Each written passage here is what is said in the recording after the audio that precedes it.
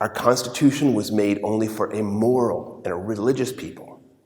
It is wholly inadequate to the government of any other.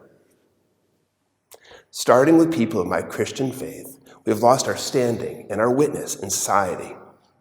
We have lost it with good reason because we are as racist, materialist, politicized, and polarized as the culture around us.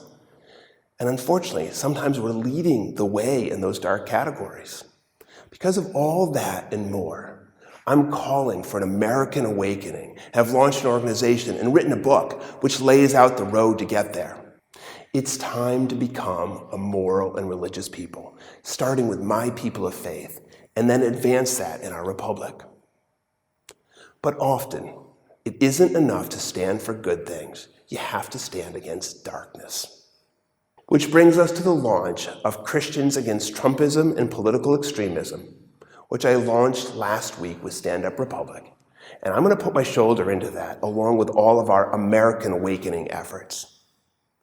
Bottom line, it's time for fundamental reform, to finally recall who we are as people of faith and people of the Republic, and reground and lean into the darkness of the days.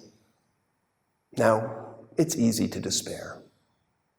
But I have some good news for us here and for America.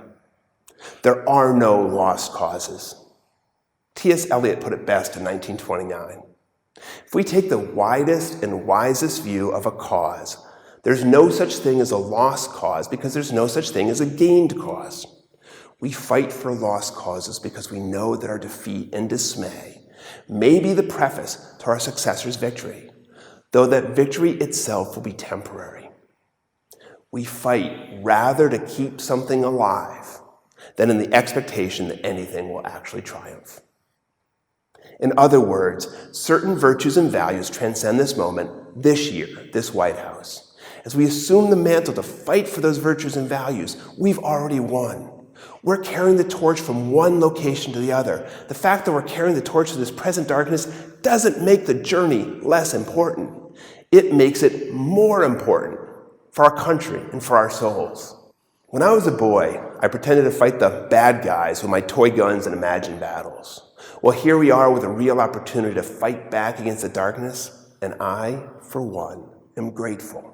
It's an honor to live in important times, one in which loving your neighbor and considering all as equals feels like a revolutionary act, both in my church and in our country. We were born for this moment. As much as we lament what is happening in our nation, we are part of this country, and we are not going anywhere. Yes, things are bad, but we've been here before in even darker times. My American heroes, who may be your heroes too, were in even more dire straits.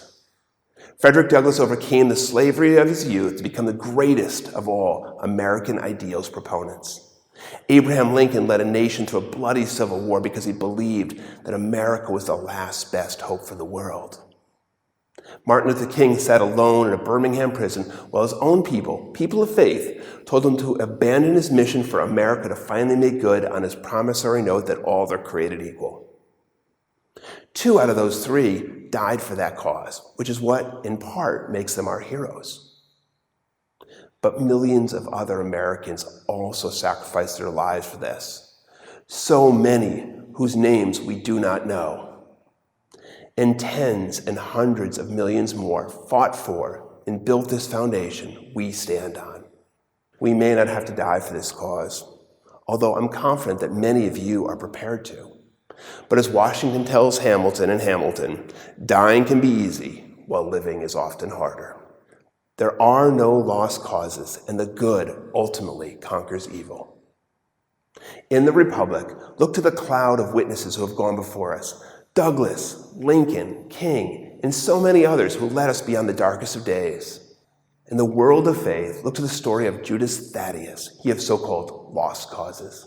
Or even better, look to the story of Judas Iscariot, who appeared to be winning and profiting for a time, but ultimately was no match for he who was love, the author and perfecter of our faith.